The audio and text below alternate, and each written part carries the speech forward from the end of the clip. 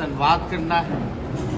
अपनी बात नहीं बल्कि उनकी बात को हम लोग सुनने आए हैं। जो ज़मीनी जो समस्याएं हैं उसको और अच्छे तरीके से हम लोग लीजिए। गरीबी है, प्रति आय व्यक्ति जो है वो सबसे कम है। एकता दर्शन संवाद हम लोगों का पूरे बिहार में कार्यकर्ताओं से होने जा रहा है और पहला जो कार्यक्रम है कार्यकर्ताओं से दर्शन और संवाद का वो समस्तीपुर की धरती से रखा गया है।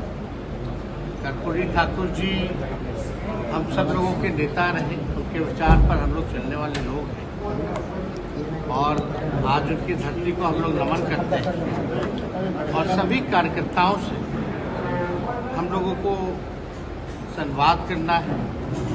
अपनी बात नहीं बल्कि उनकी बात को हम लोग सुनने आए हैं।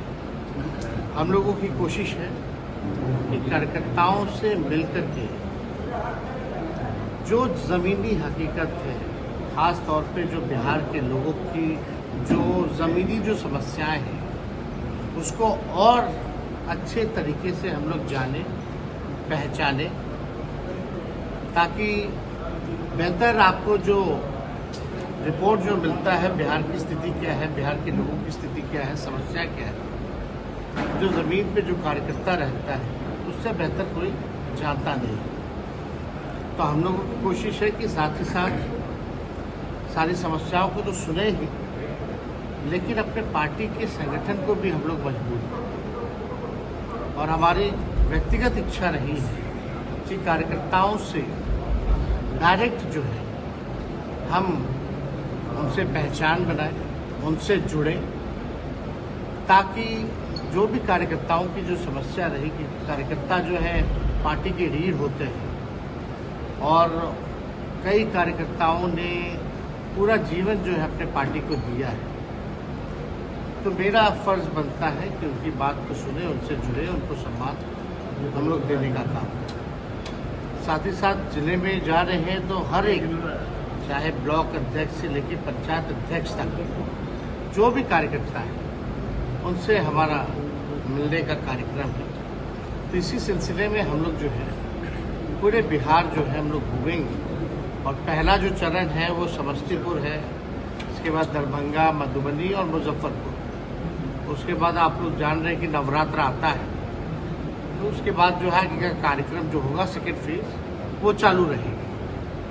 तो आज इसी सिलसिले में हम लोग समस्तीपुर पहुंचे हैं और आप सब लोग यहाँ आए हैं।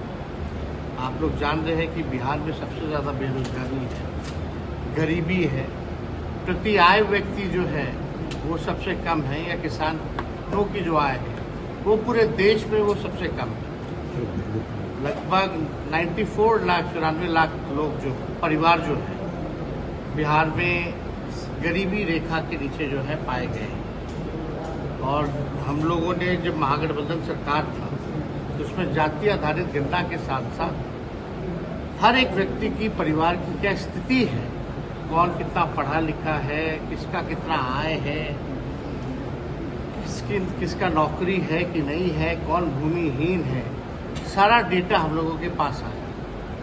और उसी के तहत हम लोगों को योजना भी चलाना था। जिसकी आय कम है, कहीं रोजगार नहीं है, उन परिवारों को सालाना 2 लाख रुपए का देने की जो योजना भी थी। भूमिहीन को 1 लाख रुपए, घर बनाने के लिए 1,20,000, ये सारा योजना हम लोगों का तैयार था। और उसी हिसाब से हम लोगों ने आरक्षण भी बढ़ाने का काम किया, जो देश भर में सबसे ज़्यादा पिछड़े, अति पिछड़े, दलित और आदिवासियों का 65% हम लोगों ने बढ़ाया और 10% एज इट इज EWS का हम लोगों ने रखा। लेकिन आप सब लोग जान रहे हैं कि क्या हुआ। जिसका डर था, हम लोग बार बार चिल्लाते रहे अनुसूची 9 में इसको डालो, शेड्यूल 9 में इसको डालना चाहिए, लेकिन भारत सरकार और डबल इंजन की सरकार ने ऐसा नहीं किया। तो आज इसी सिलसिले में हम लोग आए हैं। पीड़ा भी होती है, हम लोग नए सोच के हैं, नया बिहार बनाना है और नया बिहार बनाने में इन कार्यकर्ताओं का हम लोगों को साथ चाहिए।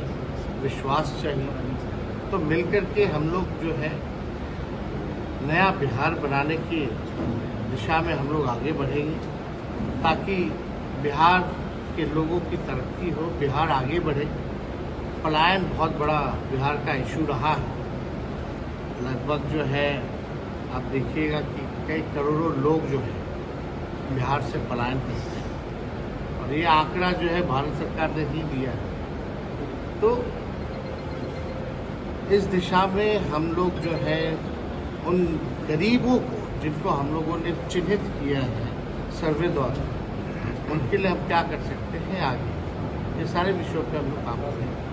हमसे जुड़े रहने के लिए हमारे YouTube चैनल को सब्सक्राइब करें और नई वीडियो की नोटिफिकेशन के लिए बेल आइकॉन को दबाएं।